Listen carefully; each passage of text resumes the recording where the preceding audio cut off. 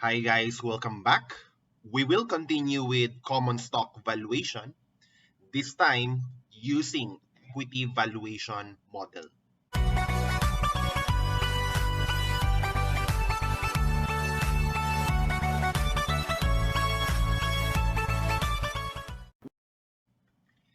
Equity valuation model is a valuation technique which calculates the free cash flows to equity participants, that is, to the owners of the company, then finds their present values to determine the equity's value.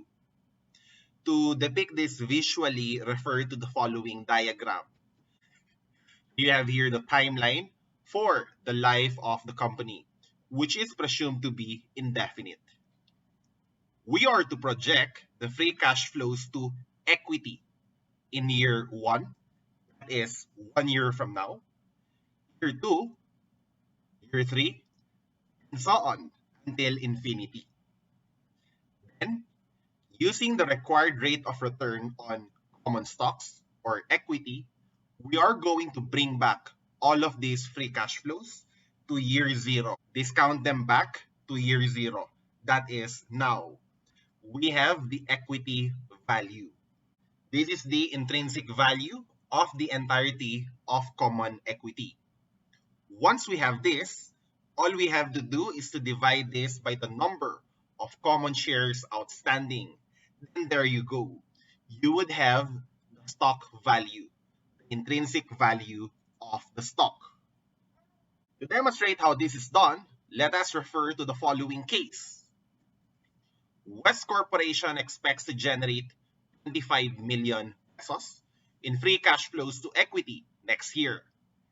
This is expected to grow at a constant rate of 2.5% annually for an indefinite period. That is forever. West Corp has a cost of equity capital, R sub S, of 15%. Assuming it has 12.5 million common stocks outstanding, what is its stock's intrinsic value? Using the Gordon growth model or the constant growth model, we would have the following formula. The value of the equity this year, year 0, would be equal to free cash flows to equity next year divided by the required rate of return on the stocks minus the constant growth rate. This model is only applicable when the stock's growth rate is expected to be constant until the indefinite period or forever. We would have value of equity now, that's 25 million pesos, the free cash flows to equity next year, divided by the cost of equity capital, 15% less the growth rate of 2.5%. The value of the equity now is 200 million pesos. To depict this visually, let us refer to the following. You would have a timeline from now until forever. Free cash flows to equity will be generated starting next year. It's 25 million pesos. Then, the year after, it is expected to grow by 2.5%. We have 25,625,000. Then, it is expected to grow again by another 2.5%. We have 26,265,625, and so on until forever. We are going to bring all of these cash flows back to year 0. This is what we call the equity value. Again, it's 25 million pesos divided by 15% minus 2.5%. The value of equity now, again, is 200 million pesos. We would have an equity value of 200 million pesos. All we have to do is to divide this by the number of common stocks outstanding. You would have 12.5 million pesos. And that would give you the stock value of 16 pesos per share. Again, estimated stock value is 16 pesos per share. So, this begs the question, what do we mean by free cash flows to equity? When we say free cash flows to equity, we actually mean the cash flows that are due to the owners of the company. When we say owners, these are the stockholders, the common stockholders of the company. This would therefore exclude any cash flows that are due to the bondholders. We are going to remove the participation of the bondholders or debt holders in the cash flow. So, how do we arrive at the free cash flows to equity? We are going to start with the income statement. Sales revenue, less all cash operating expenses, less depreciation and amortization expense. That would bring us to earnings before interest and taxes.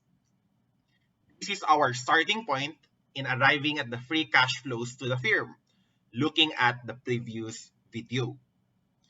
But since we are looking for free cash flows to equity participants, we are going to remove the share of the bondholders, which is the interest expense. This would lead us to the earnings before taxes. This will be the starting point for free cash flows to equity. Earnings before taxes, multiply this by 1 minus the tax rate, would give us the earnings after tax, also known as net income. We are going to add the items that were deducted in arriving at this figure but do not entail a cash outflow. I'm talking about the non-cash expenses of depreciation and amortization. Back, depreciation and amortization expense. We are also going to deduct the cash outflows that are not reflected in the income statement. I am talking about the capital expenditures that are to be made in that period. Also to be deducted are the increases in net working capital. Both of these items are cash outflows but are not reflected in the income statement. And because we're only looking at things from the perspective of the common stockholders, new debt issuances. This is going to be considered an inflow to the company that is controlled by the equity participants and less any debt payments. And there you go. This would lead us to the free cash flows equity. Let us proceed to the following case in order to demonstrate how this is done. Today is 31 December 2020. The following figures are forecasted for Virginia Trucking in 2021. Net income before taxes, also known as EBT, is expected to be 600 million pesos. The depreciation expense for that same year projected to be 200 million pesos. And capital expenditures are at 200 million pesos. Non-cash net working capital is expected to grow by 50 million in that same year. No movements on the debt principal are expected. Free cash flow is expected to grow at a constant rate of 3% per year. Cost of common equity is 16%. Weighted average cost of capital is 9%. Market value of its debt is 3 billion pesos.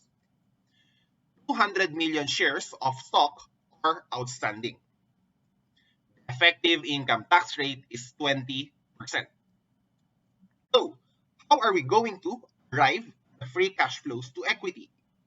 We will start with earnings before taxes, but adjusted for taxation. We would have 600 million pesos times 1 minus 20%. We would have 480 million pesos. Add back the depreciation and amortization expense. These are expenses that do not entail a cash outflow and therefore should be added back. 200 million pesos. Deduct for capital expenditures. These are outflows that are not reflected in the earnings before tax figure, minus 200 million pesos. Increases in net working capital should be deducted as well, as they are going to consume cash in that same period, 50 million pesos. There are no debt issuances nor debt repayments in the period to come, and hence no figures. This would give us free cash flows to equity of 430 million pesos. If the free cash flows to equity is 430 million pesos, we can arrive at the following diagram. From year 0 to infinity, the following cash flows. Year 1 free cash flow to equity is 430 million pesos. This is expected to grow by a constant rate of 3% every year times 1.03, that's 442.9 million, times 1.03, that's 456.19 million. We are going to experience this increase until the indefinite future. We should bring all of this back to year 0 using the Gordon growth model. Value of equity is 430 million pesos divided by 16% minus 3%, the cost of equity and growth rate respectively. We would have an equity value now of 3.308 billion pesos. So the equity value will be 3.308 billion pesos. Divide this by the number of shares outstanding, 200 million. And that would give you a stock value estimated to be 16.54 pesos per share. Next, what if we are not expected to experience a constant growth rate in the near future? We can use the following way of calculating the stock value. Next case, this is under the assumption of non-constant growth. Assume that today is December 31, 2020, that the following information applies to Georgia Tours. For the year 2021, free cash flows to equity is expected to be 50 million pesos. 2022, 70 million pesos. 2023, 80 million pesos. After year 2023, cash flows are expected to grow at a constant growth rate of 5%. The cost of equity capital is 14%. There are 50 million shares outstanding. How do we arrive at the value of one common stock? Let us do the following depiction. Imagine the timeline from year 0 until forever. 1 year from now, we expect cash flows of 50 million to equity. 2 years from now, 70 million pesos. 3 years from now, 80 million pesos.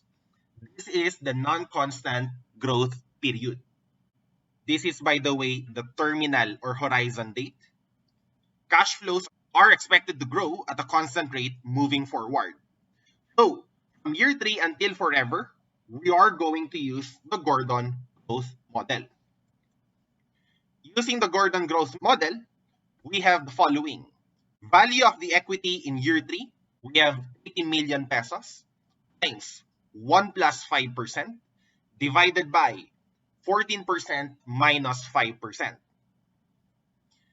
This would give us an equity value of 933 million as of year 3. Using this figure, we have the terminal value at 933 million. We are going to bring back all the other cash flows back to year 0 using the required rate of return of 14%. The following are the PV factors. 1 year from now, 0.8772. 2 years from now, 0.7695, 3 years from now, 0.6750. We are going to multiply each free cash flow to equity to their respective present value factor. 50 million times 0.8772, 43.86 million. 70 million times 0.7695, 53.87 million. 80 million times 0.6750, 54 million. 933 million times 0.6750 as well. This is as of year 3, 630 million pesos. Add up all these present values, we would have an equity value of 781.7 million pesos. We are to divide this equity value by the number of shares outstanding, 50 million pesos. That would bring us to 15.63 pesos per share. That is the estimated intrinsic value of the stock. So these are the ways by which we can arrive at the value of the common stock using the equity valuation model. This would be a good alternative to the firm valuation model if the firm valuation model is not appropriate in the circumstance. This is especially true in the case of banks and other financial institutions. So I hope you have learned a lot. And as always, please like, share, and subscribe. Like, share, and subscribe.